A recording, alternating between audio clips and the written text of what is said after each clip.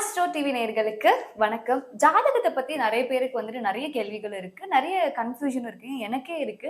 அப்படிப்பட்ட சில கேள்விகளுக்கான பதில தான் வந்துட்டு இந்த பதிவுல நம்ம பார்க்க போறோம். அதற்காக ஜோதிட வித்தகர் திருக்கோவிலூர் பரணிதரன் சார் தான் நம்மளோட இருக்காரு. அவர் வெல்கம் பண்ணுங்க சார். வணக்கம். எப்படி இருக்கீங்க? நல்லா இருக்கும் சார். ஜாதகத்தை பத்தி நிறைய பேருக்கு வந்துட்டு நிறைய கேள்விகள் இருக்கு. இப்ப எனக்கே வந்துட்டு நிறைய கேள்விகள் இருக்கு. இப்ப பாத்தீங்கன்னா ஒருத்தர் வந்துட்டு ஒரு ராசியில பிறந்திருப்பாங்க, ஒரு லக்னம் ஒரே ராசியா இருக்கும், ஒரே லக்னமா இருக்கும். ஆனா அவருக்கு வந்துட்டு வேற மாதிரியான ஒரு வாழ்க்கையை வாழ்ந்துட்டு இருப்பாங்க, இவங்க வந்துட்டு ரொம்ப வேற மாதிரியான வாழ்க்கையை வாழ்ந்துட்டு இருப்பாங்க. அது எதனால நடக்குது? ரொம்ப தெளிவான கேள்வி. இந்த கேள்வி ஜனங்களும் கேட்டுட்டு இருக்காங்க.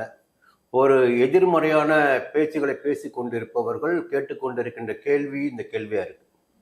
இந்த ஒரு ஜாதகம் கணிக்கின்ற போது, ஒரு ஜாதகம் எழுதப்படுகின்ற போது அது முதலில் ஒரு வரி போடுவோம், இந்த பூர்வ புண்ணிய போடும்.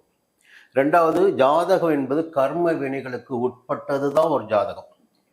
ஒரே நேரத்தில் பிறக்கிறோம், ஒரே நேரத்தில் ஒரு 50,000 குழந்தைகள் ஒரு மாநிலம் முழுவதும் தேசம் முழுவதும் பிறக்கிறத வச்சுக்கிங்க.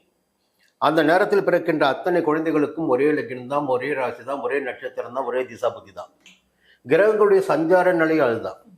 இங்கே ஜாதகத்தில் பார்க்கின்ற போது பலன்களை சொல்பவர்கள் என்ன சொல்லுவாங்கன்னா, பொது ஒரு ஜாதகம் கையில் எடுத்த உடனே இந்த ஜாதகம் இந்த யோகமான நிலைப்பாட்டுடன் இருக்கிறது. எப்படி ஒரு தனிப்பட்ட ஜாதகம் வச்சுமே நிலைப்பாட்டுடன் இருக்கிறது, இந்த திசா புத்தி சாதகமாக இருக்கிறது, கோச்சார ரீதியாக சாதகமாக இருக்கிறது, எல்லா நிலைப்பாடும் சாதகமாக இருக்கிறது. இது ஒரு பக்கம். இன்னொரு பக்கம் பார்த்தீங்கன்னா இதே சாதகமான நிலை தான் இன்னொருவருடைய ஜாதகத்தில் இருக்கும். ஆனால் அவருக்கு பார்த்தீங்கன்னா இந்த 2 பேருக்கும் இல்லை 3 பேரும் கையில் எடுத்துக்கிட்டிங்கன்னா, ஒருத்தருக்கு ஒரு 100 ரூபாய் வருமானம் ஒரு நாளைக்கு வரும், இல்லை 1 கோடி ரூபாய் வரும். ஒருத்தருக்கு பார்த்தீங்கன்னா ஒரு 50 ரூபாய் வரும், இல்லை 50 லட்சம் வரலாம். இன்னொருவர் இன்னும் குறைவாக இருக்கலாம், அடுத்தவருக்கு இன்னொரு குறைவாக இருக்கலாம். இதையெல்லாம் எதை வைத்து தீர்மானிக்கப்படுகிறது என்பதை முதல்ல ஒவ்வொருவரும் புரிஞ்சுக்கணும். அவரும் மேஷராசி தான், நானும் மேஷராசி தான், அவரும் சிம்ம லக்னம் தான், நானும் சிம்ம லக்னம் தான், அவருக்கும் சுக்கிர திசை தான், எனக்கும் சுக்கிர திசை தான், அவருக்கும் சுக்கிர தான் இருக்கு, எனக்கு அங்கதான் இருக்கு. அது நிச்சயமாக கிடையாது. அதை முதலில் நீங்க மனசுல வச்சுக்கணும். நீ எதை விதைக்கின்றாயோ, எதை நீ கொண்டு வருகின்றாயோ அதை தான் உன்னால் அறுவடை செய்ய முடியும். அப்போ கடந்த பிறவி தான் இந்த சொச்சம்தான் இந்த பிறவி என்பதே. இந்த பிறவியில் நாம பார்ப்பது ஒவ்வொன்றுமே அந்த பிறவியில் நாம் செய்த பாவ புண்ணியங்களின் அறுவடையாக இருக்குமே ஒழிய இது புதிய பிறவி கிடையாது. அப்போ கணக்கு வழக்குகளில் ஏற்றத்தாழ்வு நிச்சயமாக இருக்கும். அதனுடைய அடிப்படையில் பலன்கள் மாறுபடுவதற்கு வாய்ப்புகள் இருக்கிறது. இது ஒரு பக்கம்.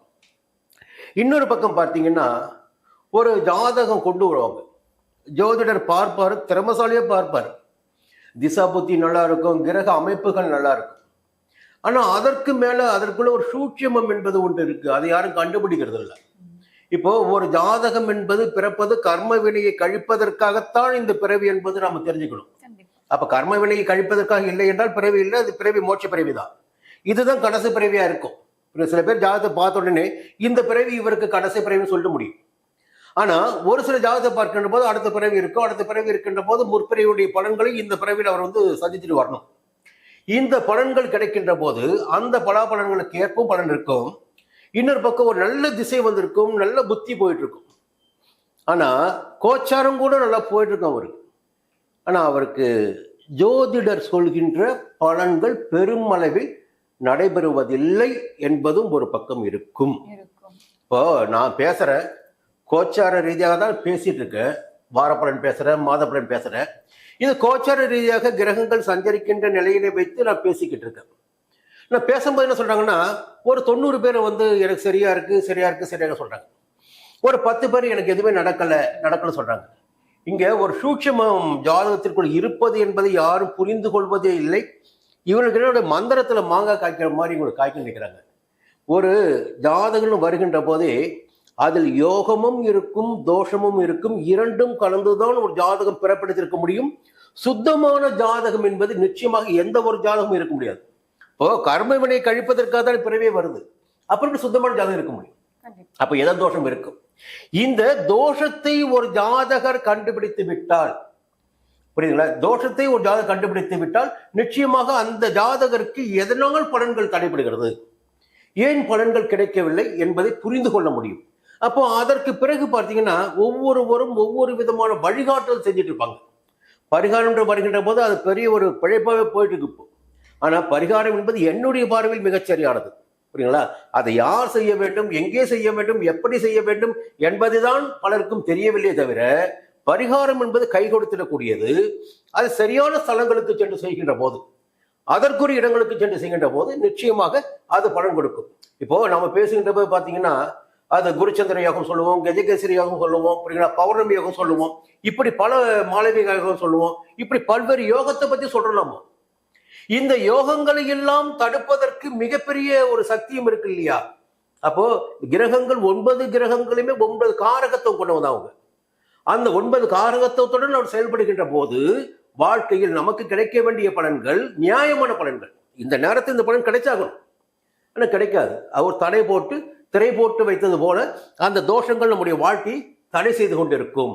அதுதான் ஜாதகத்தில் நாம் தெரிந்து கொள்ள வேண்டிய விஷயம்.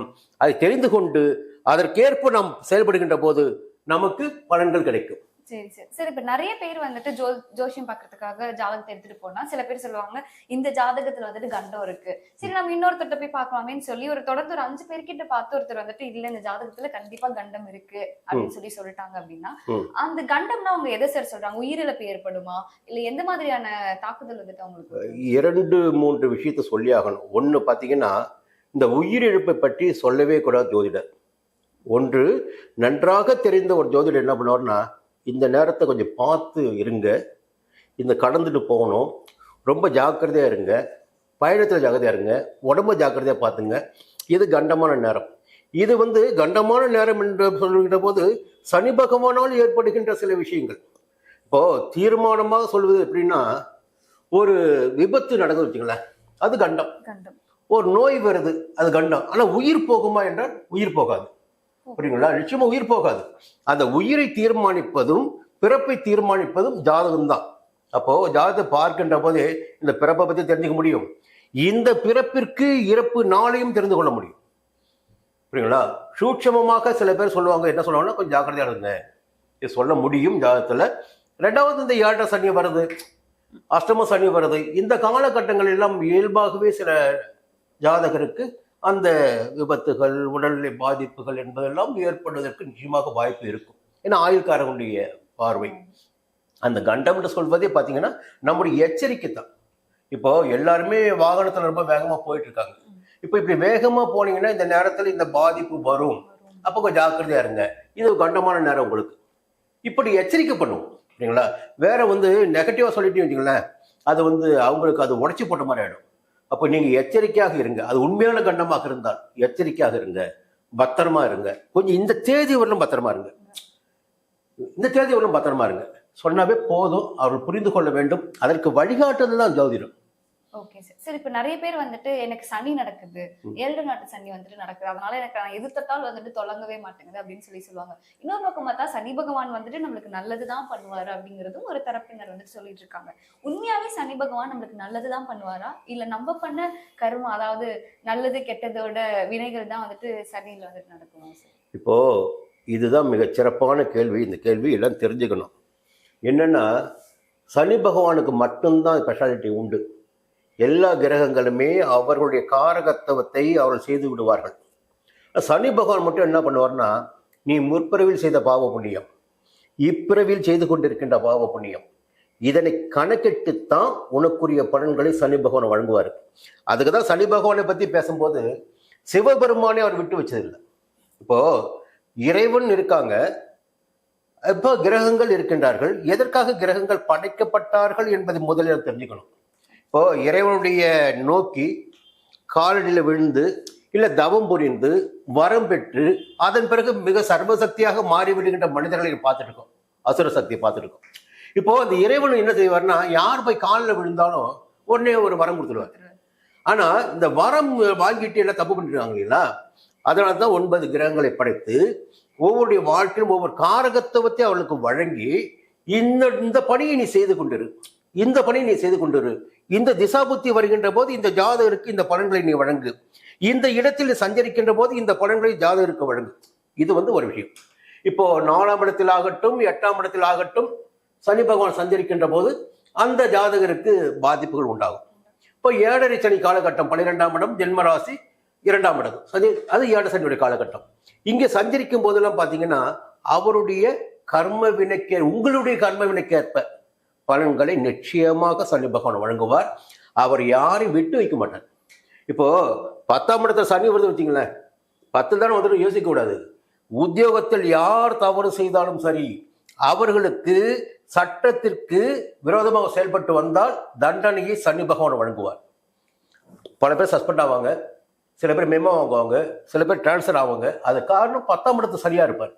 சனி பகவானை போல் நீதிமான் எந்த ஒரு கிரகமும் கிடையாது.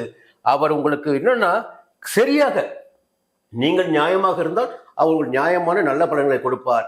நீங்கள் தவறு செய்தால், சட்டத்திற்கு புறம்பாக செயல்பட்டால் உங்களுக்கு அதற்குரிய தண்டனையாகவே அவர் பலன்களை வழங்குவார். என்னோட அடுத்த கேள்வியும் சனியை பத்தி தான். சொல்லுங்க. இப்போ ஒரு வீட்டுல வந்துட்டு ஒரே ராசியிலேயே வந்துட்டு 2 பேர் இருக்காங்க. இப்ப 7 நாட்டு சனி நடக்குது அப்படின்னா 2 பேருக்குமே வந்துட்டு ஒரே காலகட்டத்துல சனி நடக்கிறதுனால நிறைய பிரச்சனைகள் வரலாம். நீங்க வந்துட்டு வெளியே ஹாஸ்டல்ல தங்கிருங்க, இல்ல வந்துட்டு நீங்க உங்க குடும்பத்தை விட்டு பிரிஞ்சிருங்க அப்படின்ற மாதிரியும் சில பரிகாரங்கள் வந்து சொல்றாங்க. உண்மையானவே அந்த மாதிரி பிரிஞ்சிருந்தா அந்த சனியோட வக்ரம் வந்துட்டு குறையறதுக்கான வாய்ப்புகள் இருக்கும்? 2-3 விஷயம் பார்க்கணுமா. இப்போ 4ஆம் இடத்துல சனி வருது வச்சுங்களேன், அப்போ தாய் ஸ்தானம், மாதஸ்தானம். அப்போ தாயும் பிள்ளையும் கொஞ்சம் விலகி இருக்கின்ற போது அந்த பாதிப்புகள் நிச்சயமா பாதிப்பு இருக்கும். அந்த பாதிப்பு நம்முடைய கண் எதிரில் தெரியாம இருக்கும். புரியுங்களா? இன்னொன்னு 9ஆம் இடத்துல சனி வர வச்சுங்களேன், நிச்சயமா தந்தைக்கு ஒரு பாதிப்பு கொடுப்பார். அப்ப என்ன சொல்லுவாங்கன்னா, கொஞ்சம் நீங்க வெளியே இருந்துக்கல அப்படின்னு சொல்லுவாங்க. அதே போல இப்போ 7ஆம் இடத்துல சனி வராரு, இல்ல பெண்ணுக்கு 8ஆம் சனி வராரு, கொஞ்சம் நீங்க டிஸ்டன்ஸ் மெயின்டைன் பண்ணுங்களேன். புரியுங்களா? கணவன் மனைவிக்குள்ள கொஞ்சம் மெயின்டைன் பண்ணுங்களேன். ஏன்னா நெருக்கம் அதிகமாகுன்னா அந்த இடத்து வேலையை அவர் செய்வார் இல்லைங்களா? அப்போ அந்த பார்வை வந்து உங்களால் எப்படி சம்பந்தப்பட்ட நபரால் அவருக்கு பாதிப்பு வரும். இப்போ ஒரு தாய்க்கு வந்து கண்டனம் முடிவு பண்றாங்க. யாரு? என்னுடைய ஜாதகத்தை வைத்து என்னுடைய தாய்க்கு கண்டனம் முடிவு பண்றோம், இது ஒரு பக்கம். ஆனா தாயுடைய ஜாதகத்தை பார்க்கின்ற போது அவருக்கு கண்டம் இல்லை. புரியுங்களா? கண்டம் இல்லை, அவருக்கு ஆயுள் நீடிக்கும். ஆனா என்ன ஆகுன்னா கொஞ்சமா சோடை காட்டும். என்ன கொஞ்சம் உடல் ரீதியாக பாதிப்பை ஏற்படுத்தும். அதை உடனடியாக 4ல் சனி வந்துட்டா உடனே தாய்க்கு கண்டம், 9ல் சனி வந்துட்டா தந்தைக்கு கண்டம், 7ல் சனி வந்துட்டா வாழ்க்கை துணைக்கு கண்டம் என்பது நிச்சயமாக இல்லை. இன்னொன்று, ஒவ்வொரு பூர்வ புண்ணியம் சொல்லிட்டு வரேன் பாருங்க. பூர்வ புண்ணியம் போல ஒரே வீட்டில் 2 பேருக்கு 7.5 சனி நடக்குது. அந்த 7.5 சனி வந்து அது சனியா வந்து கும்பமா இருக்கலாம், இல்லை மீனமாக இருக்கலாம், இல்லை மகரமா இருக்கலாம். எங்கேயோ ஒரு சனி இருக்காரு. அப்போ ஒவ்வொருடைய தலையெழுத்து என்பது வேற தானே. புரியுங்களா? அதையெல்லாம் நினைத்து பயப்பட வேண்டிய அவசியம் இல்லை. இவருடைய பூர்வ புண்ணிய பலன், அவருடைய பூர்வ புண்ணிய பலன், இவருக்கு கிடைக்க வேண்டிய பலன், அவருக்கு கிடைக்க வேண்டிய பலன், அது கிடைத்து கொண்டிருக்கும். அதற்காக விலகி இருக்க வேண்டிய அவசியம் இல்லை. இது என்னன்னா இதுதான் அவங்களுடைய ஜாதகம் ஒன்று இருக்கு, பயப்பட வேண்டிய அவசியம் கிடையாது. Okay sir. நான் முன்னாடி நம்ம கண்டம் பத்தி பேசியிருந்தோம். இப்ப கண்டம் வந்திருக்கு, ஒருத்தர் ஜாதகத்துல வந்துட்டு இவருக்கு கண்டம் இருக்கு அப்படின்னா உயிரிழப்பு பெருசா ஏற்படாது அப்படின்றத சொல்லிட்டீங்க. சில ஜோதிடர்கள் வந்துட்டு என்ன சொல்றாங்க அப்படின்னா, உயிரிழப்பு இல்லாத இடத்துல வந்துட்டு உங்களுக்கு விரய செலவு வந்துட்டு அதிகமா ஏற்படும். ஒரு பிசினஸ் லாஸ் ஆகலாம், இல்ல நீங்க ஹாஸ்பிட்டல்ல போய் வந்துட்டு இந்த மாதிரி உங்களுக்கு வேறு வகையான செலவுகள் வந்துட்டு அதிகமாகும் அப்படின்ற மாதிரி சொல்றாங்க. அது உண்மைதானா சார்? இப்ப இதுதான் நாங்க சொல்லுவோம். என்ன சொல்லுவோம்னா, 12ஆம் இடத்துக்கு சனி வந்துட்டாரா, இல்ல 12ஆம் இடத்துக்கு குரு வந்துட்டாரா, எதுவும் சொல்லுவோம், குரு வந்துட்டாரா, அது விரயஸ்தானம்.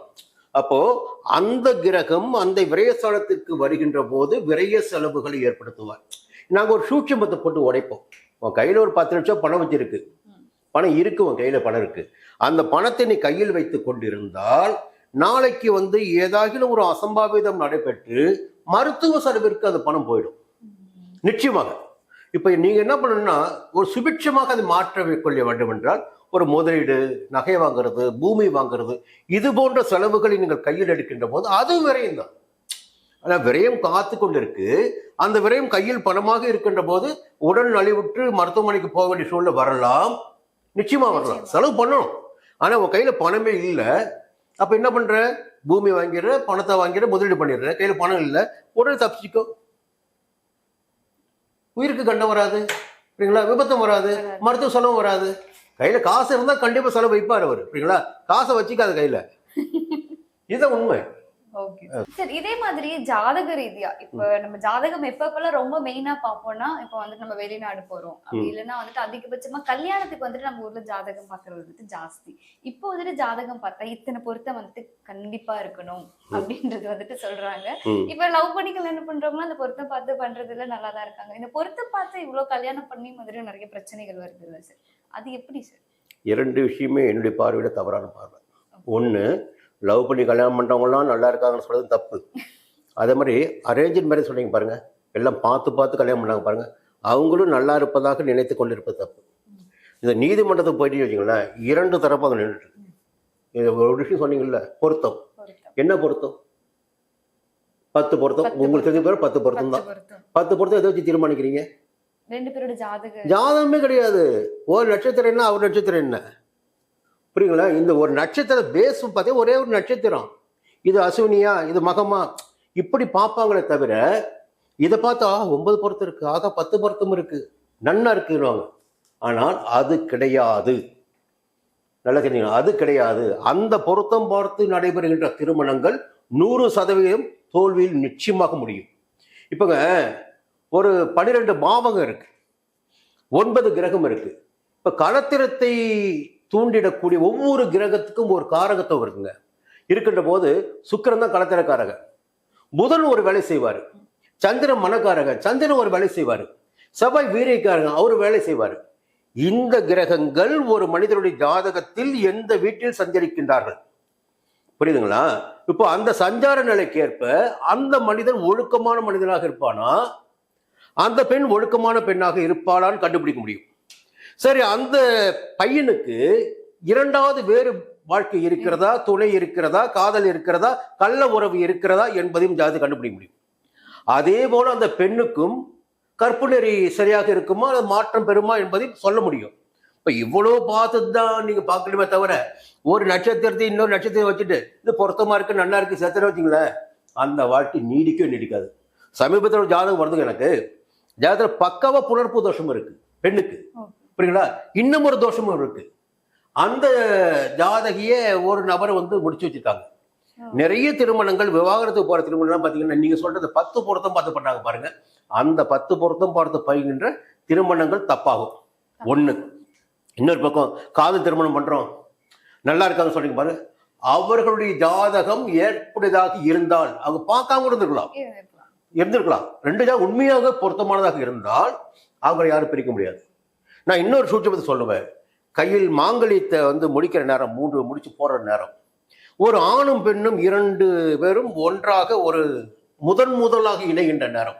இந்த 2 நேரம் எந்த லக்னமாக இருக்கிறதோ, சரமா ஸ்திரமா உபயமா, என்ன ராசி போயிட்டு இருக்கு, எந்த நேரம் போயிட்டு இருக்கு, இதெல்லாம் சரியாக இருந்து விட்டால் அவர்களை எவராலும் பிரிக்க முடியாது. அதனால இப்ப என்ன நடந்துட்டு இருக்குன்னா, காதல் கல்யாணம் பண்ணா ஜெயிச்சலாம் கிடையாது. காதல் கல்யாணம் பண்ணி பேர் நிறைய பேர் தோல்வி அடைஞ்சிட்டு இருக்காங்க, புரியுங்களா? அதே மாதிரி பார்த்து பார்த்து திருமணம் செய்தவர்களும் நீதிமன்ற வாசல் இருக்காங்க. இங்க பார்த்து சொல்கின்றவர்கள் தவறாக இருக்கிறார். அதன் காரணமாக திருமணத்தில் முறிவு ஏற்பட்டு கொண்டிருக்கிறது. இதுதான் உண்மை. நீங்க ஒவ்வொரு பாவகத்தையும் பார்க்கணுங்க. 12 பாவகத்தையும் பார்த்து எந்த கிரகம், அது இன்னும் சொல்ல போனா 12ஆம் இடம் பலகிஸ்தானம், அங்க எந்த கிரகம் இருக்கு, அந்த மனிதர் எப்படி இருப்பாரு, அந்த மனிதருக்கு ஆசை இருக்குமா, அந்த பெண்ணுக்கு ஆசை இருக்குமா, அந்த ஆசை இவரால் தீர்த்து வைக்க முடியுமா, இல்ல இவருடைய ஆசை அந்த பெண்ணால் தீர்த்து வைக்க முடியும், இவ்வளவு பார்க்கணும் ஜாதகத்தை, புரியுங்களா? இந்த ஒற்றுமைகள்லாம் பார்த்து சேர்த்தால்தான் நீடிக்குமே ஒழிய, இல்லைன்னா இந்த காலகட்டம் பழைய காலகட்டம் மாதிரி ஆதிக்கத்தோடு இருக்க முடியாது. எல்லாம் தூக்கி போட்டு போயிட்டே இருப்பாங்க. ஒரு காலகட்டம், புரியுங்களா? என்ன செய்தாலும் கல்லானாலும் கணவன், புல்லானாலும் புருஷன், அது காலகட்டம். இப்ப நீங்க இருப்பீங்களா சொல்லுங்க பாப்பா? சரியாக இருந்தால் மட்டும்தான், உங்களுக்கு தேவையானது கிடைத்தால் மட்டும்தான் உங்களால் குடும்பம் பண்ண முடியும். அது ஆணாக இருந்தாலும் பெண்ணாக இருந்தாலும் எதிர்பார்ப்பு இருக்கு. இப்போ இல்லாத பட்சத்துல என்னதான் ஐக்கியம் இருந்தாலும் சரி, அந்த ஐக்கியம் உடைஞ்சிடும். அப்ப என்ன பார்க்கணும்? ஜாதகத்தை முழுமையாக பார்த்துத்தான் திருமணத்தை முடிவுக்கே வரமே தவிர, இது மேலோட்டம் பாத்தீங்கன்னா அந்த வாழ்க்கை நிச்சயமாக முடிவுக்கு போயிடும். இப்படி ஒரு கல்யாணம் பண்ணிட்டாங்க, இப்ப ஏதாவது ஒரு பரிகாரம் பண்ணி இதை சரி பண்ணிடலாமா அப்படின்னு சொல்லி நிறைய பேர் கேட்டுட்டு இருப்பாங்க, தேடிக்கிட்டு இருப்பாங்க. அப்படிப்பட்டவங்களுக்கு ஒரு பரிகாரம் இல்ல, 2 ஜாதகத்தையும் பார்க்கணும். 2 ஜாதகத்தையும் பார்த்து 2 ஜாதகத்துல என்ன பிரச்சனை இருக்கு, அது சரி செய்ய முடியுமா, சரி செய்யக்கூடிய அளவுக்கு காரணம் இருக்கா, நிச்சயமா சரி செய்ய முடியும். சில நேரத்துல இருந்தால் நிச்சயமா செய்ய முடியும். ரொம்ப நன்றி சார். ஏன்னா நிறைய பேருக்கு இருந்த கேள்விகளுக்கு ரொம்ப தெளிவான விளக்கம் கொடுத்திருக்கீங்க. தொடர்ந்து நம்ம பேசுவோம். நன்றிமா, நன்றி.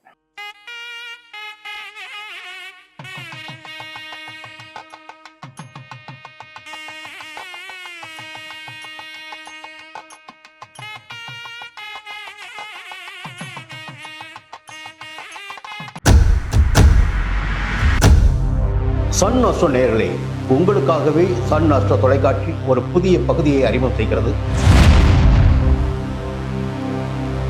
உங்களுக்கு ஜாதகம் பார்க்க வேண்டும், உங்களுடைய எதிர்கால பலன்களை தெரிந்து கொள்ள வேண்டும், திறமையான ஜோதிடர்கள் வழியாக அதை தெரிந்து கொள்ள வேண்டும் என்ற எண்ணம் சிந்தனம் இப்போது மேலோங்கி இருக்கு. அதற்கு வழிகாட்டுதலாக சன் அஸ்ட்ரோ டிவி ஒரு புதிய ஆப்பினை உங்களுக்கு அறிமுகம் செய்ய இருக்கிறது.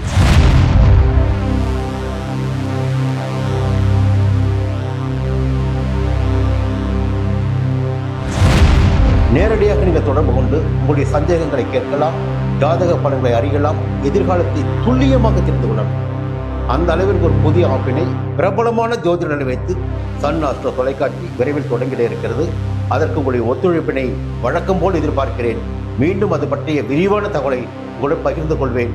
அதுவரை உங்களிடம் விடைபெறுகிறேன். நன்றி, வணக்கம்.